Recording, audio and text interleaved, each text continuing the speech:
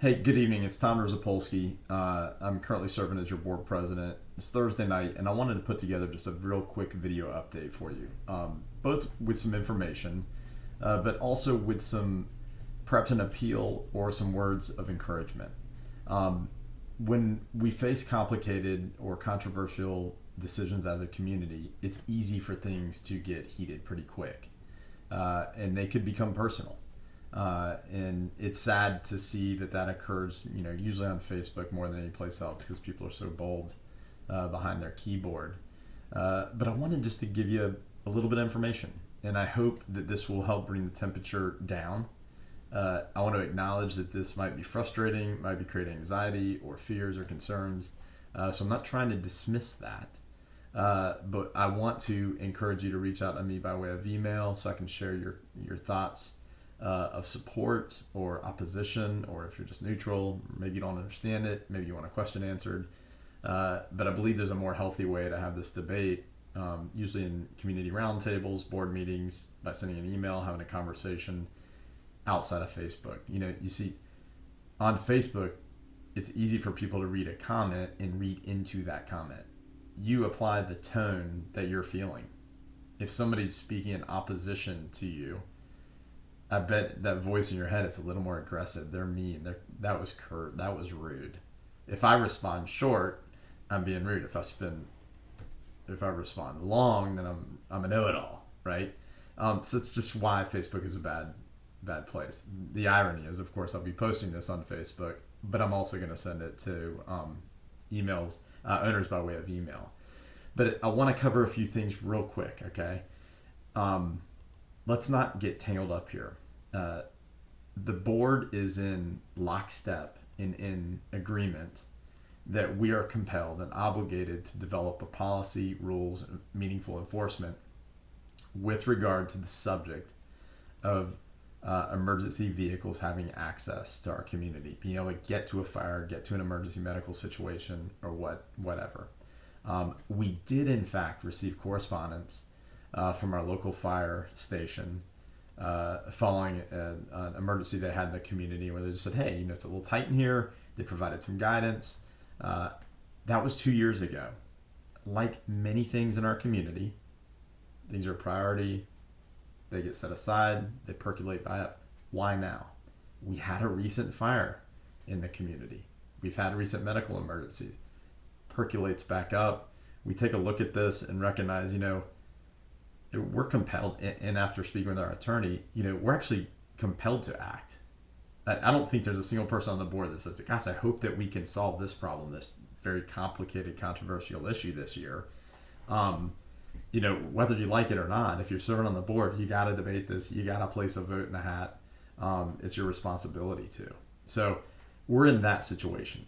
And I want you to know that we often don't agree on subjects, but when I look down the dais or across the Zoom screen or wherever the environment is at my fellow board members, you need to know the tremendous level of respect that we have for one another, the kindness and decor in which we treat one another when we agree and when we disagree. And so I personally don't like seeing my fellow board members attacked because of their position on various issues. I think it drives us into camps, not the board, but the community, and it makes winners and losers. And I would like to submit to you that this is not about winners and losers. This is about trying to arrive at the best solution for our community. Now, where are we today? A motion was made by a board member with a proposed policy.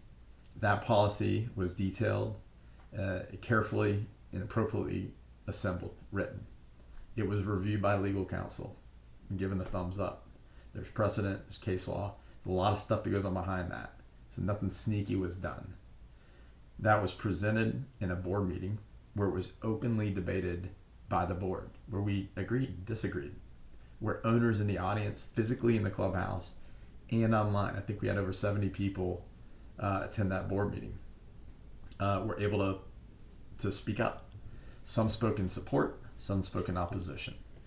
At the end of that robust debate, a vote was called for, and the motion passed, not unanimously.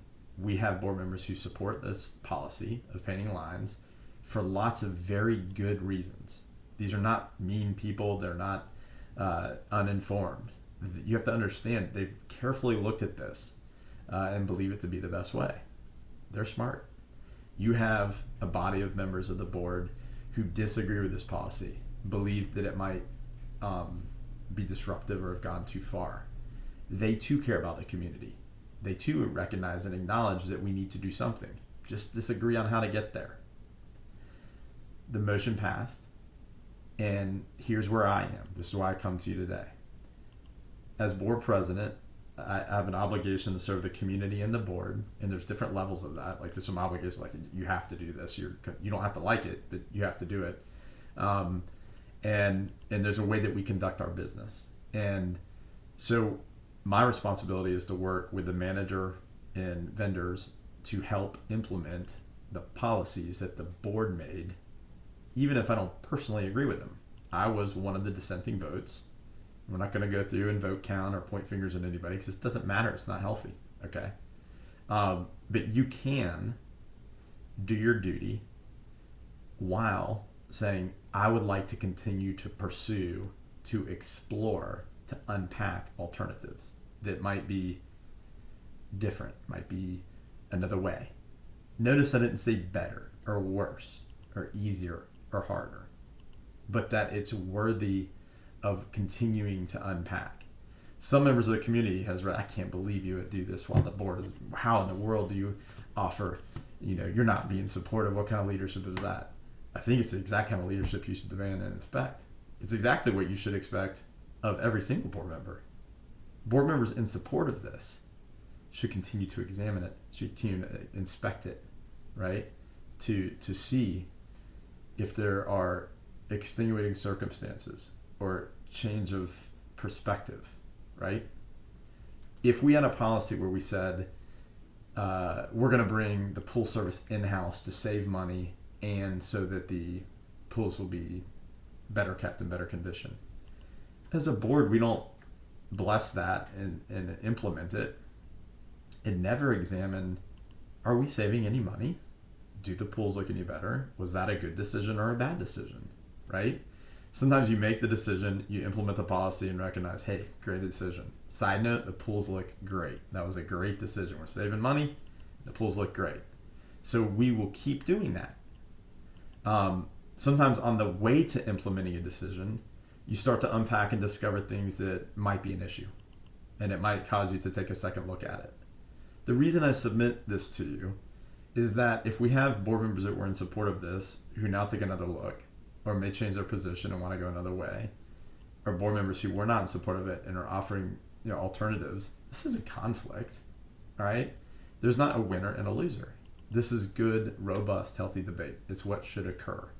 And so we are going to explore this. We are going to continue to unpack the impact it has on the community and exactly where we need to be and what's appropriate for us.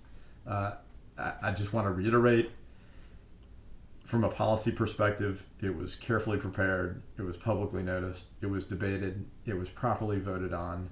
It's passed legal muster with regard to Florida statute and our governing documents. All right, we're not recklessly doing things here. I've heard all kinds of chitter chatter about this was snuck in or we're gonna sue them. Listen, I have nothing to say about all that except that this board implements things in a way that is appropriate. If we discover there was a misstep, if we discover another way, then this board is responsible and will make necessary adjustments. That is where we are today, okay? We would encourage you to continue to offer feedback and support our opposition. We've had lots of great ideas, and I think that we're going to land in a place as a community that's good for the community and appropriate from a policy perspective. But I wanted to come on tonight, frankly, in defense of my fellow board members, even if I'm on the other side of the fence on this issue. Personal attacks and agendas and vendettas are just uncalled for.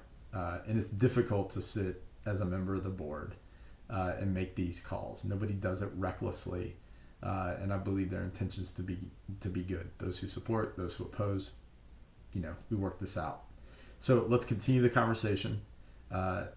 I provide my email to everyone because I'm willing to do so. I don't know if there's a policy or if it's appropriate. I don't list my board member emails and say email them today. I get covered up with texts and calls and information from owners on both sides of the fence, and I very much respect you sharing those opinions with us. And we will get through this in a way that's appropriate and good for our community. So with that, good evening. I hope you have a peaceful evening. I hope if you're at the beach, you enjoy it. If you're not there, I hope you're looking forward, like me, to getting back as soon as I can. And I guess I'll also close by saying that you've got a great board, every single one of them, who works hard for this community and is going to continue to navigate this together as a community. All right. Thanks so much.